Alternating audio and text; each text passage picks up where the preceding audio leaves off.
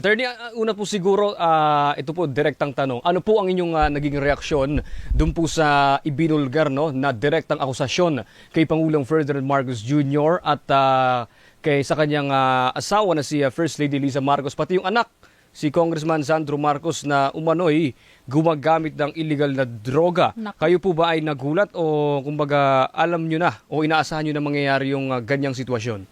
Well, I think katulad ng sinabi ni Marlene, 'di ba, na nakakagulat naman na yung okasyon na yon ay para manawagan sa transparency supposedly and accountability sa harap ng mga corruption, pero ang lumalabas ay parang mga family drama, 'di ba? So, Oo sa nga tingin eh. ko, although ang dapat natin isipin, walang ginagawa si Senator Amy na hindi niya deliberate na ginagawa at pinag-iisipan. So, ang masarap talagang tanungin is bakit niya ginawa?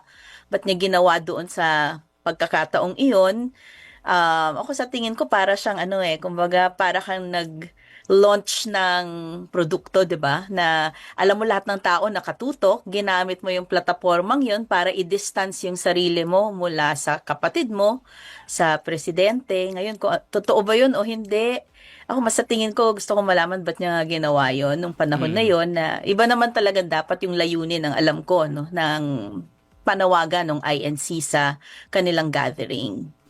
At syempre, nag-cover din kami ng INC. Talagang wala talagang halong politika dapat doon kasi ang panawagan nila in general, panagutin po yung mga sangkot po sa korupsyon. Pero naisingit yung yung illegal na droga. Pero paano po siguro makaapekto yung aligasyon ng ni Senator Amy Marcos, syempre, dun sa kredibilidad ng kanyang kapatid bilang Pangulo?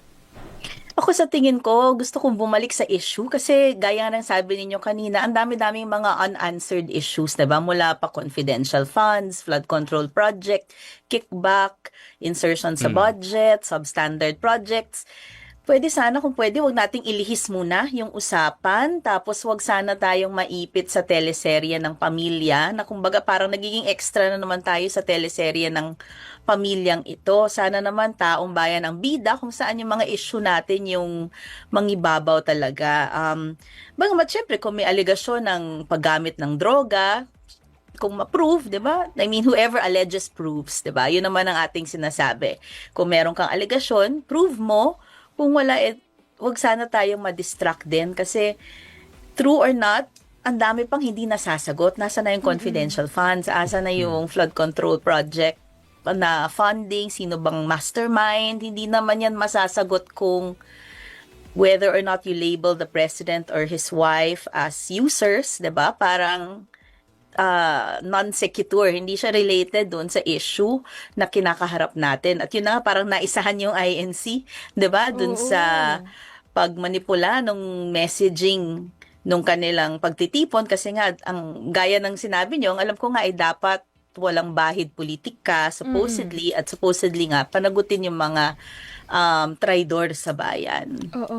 Attorney, si Marlene po ito. Bale, ano ba yung basa ninyo dun sa timing sa naging speech ni Senator Amy Marcos? Kasi kagaya na nabanggitin nyo, peace rally ang ipinapanawagan doon sa pagtitipon ng INC. And yet, ganito yung naging speech niya. And then may mga kritiko po na nagsasabi na baka daw ito'y ginagawa lang to her advantage para doon sa 2028 elections. Ano ba yung basa po ninyo dito sa nagiging aksyon ni Senator Amy at sa kasalukuyan pong sitwasyon ngayon nung magkapatid na drama po nila sa pamilya? Ako sa tingin ko talaga ito ay sadya para makita ng mga tao na hindi siya nakadikit sa kanyang kapatid, 'di ba? Para siyang nag-launch ng campaign, 'di ba? Kumbaga sinasabi niya sa publiko, hindi ako ang kapatid ko, hindi kami one and the same. Nagbe-break free siya, kumbaga kumakalas siya sa pamilya nila. And alam naman natin sa Philippine politics, napakalaking bagay yan. 'Di ba? So sa tingin ko, ginamit niya yung platapormang yun kasi lahat nga nakatutok, kayo nga, 'di ba? Sinubaybayan niyo talaga yung rally. Alam niya lahat ng media outlets nakatutok. At alam niyang iki-carry yung message niya para ipakita na hindi ako, nakahiwalay na ako sa kapatid ko. So sigurado dyan ang kanyang kausap, hindi naman yung mga loyalista ng pamilya Marcos, kundi yung mga maaring tawagin nating anti-Marcos, 'di ba? Para masabing ako yung magiging mukha ninyo. Siguro ganun yung kanyang positioning. Na siya yung na parang sinasabi mong hindi ako katulad ng kapatid ko, kung hindi ka, at alam naman niya na ngayon medyo unpopular yung president, diba? Sa harap nga ng napakaraming issue. Sa tingin ko, may take advantage. No? She's probably taking advantage of the situation para siya yung maging muka ng mga galit sa mga nangyayari na kung saan ang muka nito ay ang Pangulo. No? Pero sa tingin ko nga, may katotohanan ba o wala? Sa tingin ko, hindi naman yun yung issue. Sa tingin ko, yung talagang pakay lang niya doon ay mapakitang hindi ako yung kapatid ko at kung galit kayo sa kapatid ko, sa akin kayo. Diba? Parang ganon. Ano yung attorney, parang nililigawan niya yung INC kasi INC kinala sa black voting attorney. Oo, syempre, ang dami So, yun. Well, and for then, siguro, pwede pong ganon, pero tiyak ako, nililigawan niya yung mga anti-administration, di ba? Kasi nga, kung whether or not INC, since lahat ng big media outlets, sinubaybayan yun, kinarga yung kanyang speech, so lahat ng mga nakikinig kahit hindi INC, na galit sa administrasyon, yun yung kanyang kausap. Diba? Yun ang kanyang yun yung kanyang nililigawan. So, yun yung pakay sa tingin ko niyan para isabihin na ako ang tignan ninyo, ako yung Marcos na tignan ninyo. Kung galit kayo sa kapatid ko, ako dapat yung panigan ninyo. Pero dun nga sa mga partner, nagulantang lahat kagabi, di ba? Oo, partner. Na-shock Nagulat pati yung spokesperson ng INC, na-shock sa sinabi ni Correct. Senator Ivy Marcos. Pero dun sa Off script. dun sa sinabi po ni Senator Ivy Marcos, is it the right time para patunayan na mag-drug test ako kung ako yung Pangulo at mag-hair follicle test ako para tapos na kung ano yung resulta. Pwede bang gawin yun ng Pangulo? At sabi nga nung iba, mag-DNA test na rin si Senator oo Amy, nga di ba? Sabayan na rin, di ba? Yun yung sinasabi nung iba. Sa tingin ko kasi, ako babalik talaga ako sa issue at hand, di ba? Parang, kung ako presidente, will I respond to something like that? Maybe not. Kasi ang dami pang issue ngayon na kinakaharap sa tingin ko at prove muna ng kapatid niya kung meron siyang pruweba, prove niya, 'di ba? Parang ako kasi bilang isang abogado, like kung sinasabi, hindi naman 'yan sa kung sino ang may pinakamalakas na boses o sino ang nasa kumbaga katotohanan, sino ang kayang mag-prove, 'di ba? Can you prove your assertions and your allegations? So sana kung may mga ganyan, wag naman nating I think in general, 'di ba?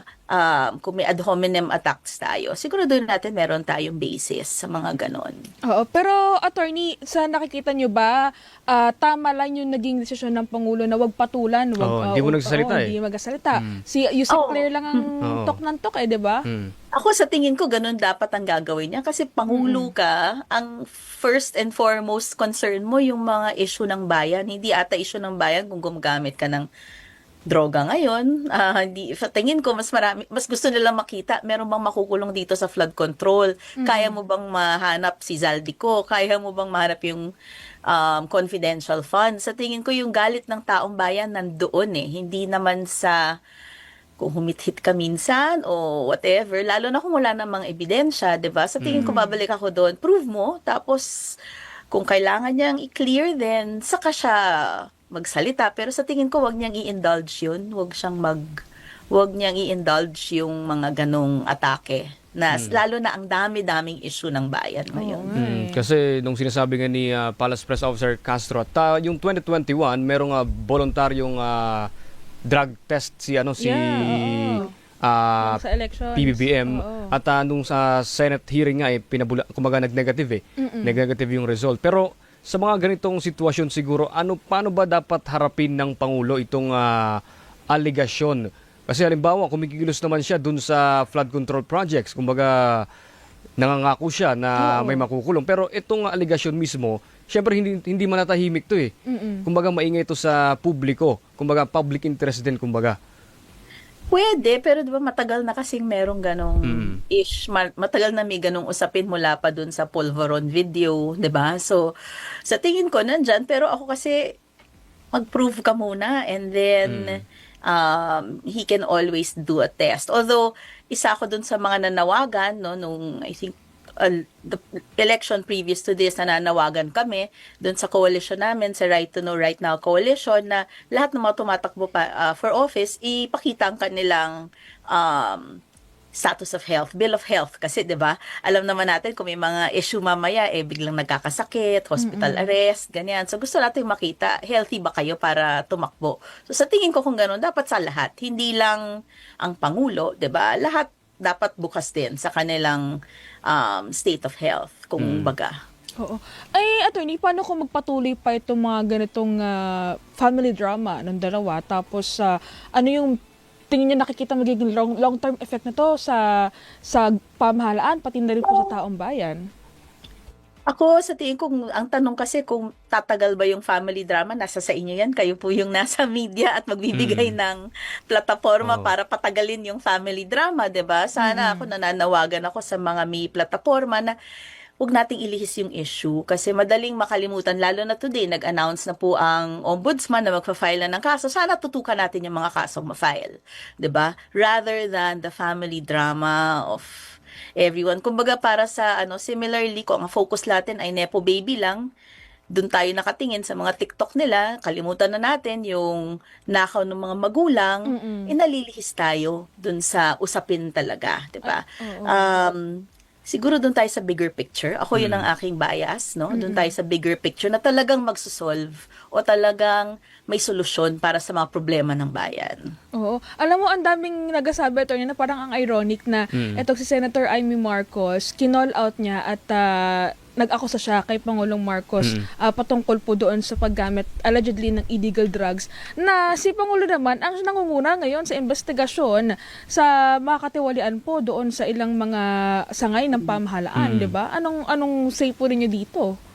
Tama, no? Tsaka sa tingin ko ako, 'di ba, ang laki-laki ng mga ginastos, I think, ni Senator Amy para sirain yung kalaban ng kanyang kapatid nung halalan, 'di ba? Correct. Oo. Kung meron talaga siyang alam na ganito, bakit hindi yan nalabas ng mga panahon na yun, di ba? Parang ako yun yung aking isang personal take on this, di ba? Ang laki-laki ng pondong ginastos para dun sa mga Lenny Loser, yung mga kung ano-anong Lenny Lugaw, 'di ba? Yung mga ganyan. Bakit hindi nilabas nun, 'di ba? Kumbaga ikaw rin naman ang nagpanalo, tumulong mapanalo yung kapatid mo, tapos ngayon baka hindi ka lang napagbigyan. Ewan ko, may mga ganong katanungan, 'di ba? Kasi ikaw rin ang tumulong para siya ay manalo. So sa tingin ko, balik talaga tayo sa issue kasi kung napaka-late in the day mo siya ni-raise, magtatanong din yung taong bayan sa sinseridad ng mga sinasabi mo. Pero At credibilidad. ano pong siguro ang basa niyo, attorney? Kaya bang i-survive ito ng Pangulo hanggang Oo nga 2028? Matapos na yung termino niya? Matatapos niya ba? Anong basa po ninyo?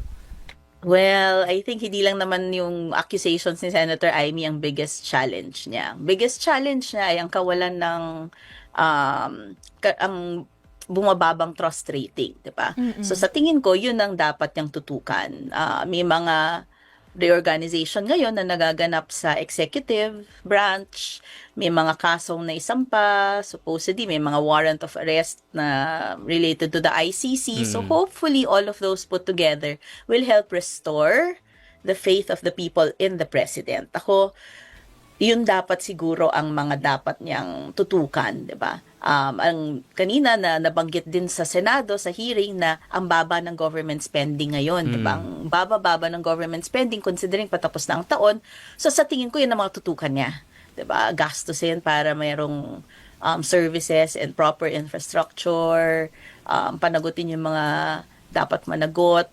Kumbaga dapat mag-focus siya sa trabaho bilang Pangulo at hindi lang yung mga drama ng pamilya niya. At sa tingin ko gawin niya yun, maaari naman siyang mag-survive. At sa tingin ko, marami na matatalinong Pilipino at ayaw na ng extra constitutional means. Diba? Yeah. Marami nagsasabi, galangin natin ang saligang batas, galangin natin ang due process, ang rule of law. So yan din ang panawagan ko na ang due process, ang saligang batas, sana mangibabaw sa mga panahong ito na ang daming gulo at ang daming ingay. Sa pananaw po ninyo, attorney, may kumbaga may posibleng destabilization scenario ba na dapat pagandaan yung Nako. Pangulo kasi kaliwat Oo. kanan yung aligasyon sa kanya eh. Yeah, tsaka yung mga panawagan ng grupo, partner. Oo, may mga ganun, di ba? Oh.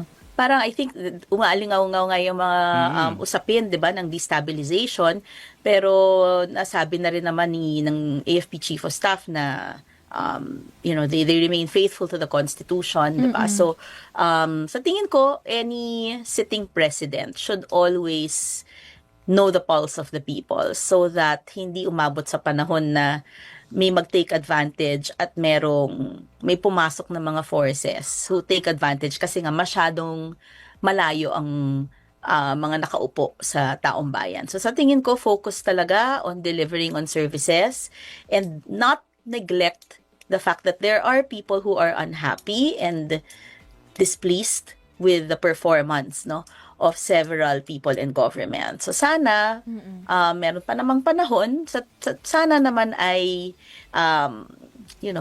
for government to do better. And I think that's always a good call naman for government to step up, whether it's to avert or para hindi matuloy ang destabilization efforts or para man lang sana ito pa rin ang kanyang pangako sa taong bayan na siya ay magsisilbi sa abot ng kanyang makakaya. Attorney, balikan ko yung sa timing kasi 'di ba recently lang naglabas ng video statement itong si Zaldico. former Congressman Zaldico, and then nagkaroon na and then that day meron ding hearing sa Senado, tapos nagkaroon ng rally ang INC at ang UPI, tapos ito naman ngayon si Senator Amy Marcos ang nag-talk ng kanyang mga Tapos naglabas din ng accusation. video Zaldico that day, di ba? Correct, Oo. pinlay din doon Oo. yung mga video niya doon sa mga rally. Attorney, may nakikita ba kayong someone behind this yung incidents nagkukunik-kunik? Nagkukunik. Pulling the strings ba? Oo. Ako sa tingin ko, oo, kasi una sa lahat, The who? hindi, 'di ba, hindi libre o hindi mura magpakilos ng mga tao. Oo. Totoo man o hindi, AI man o hindi, may gastos din yung paggawa ng video. Gaya nga ng sabi ninyo, yung timing, 'di ba, it needs a coordinated effort. May mga naririnig tayong mga pangalan ng mga supposedly behind the scenes. So, sana ako talagang panawagan ko sa lahat, huwag niyo namang babuyan yung bayan masyado.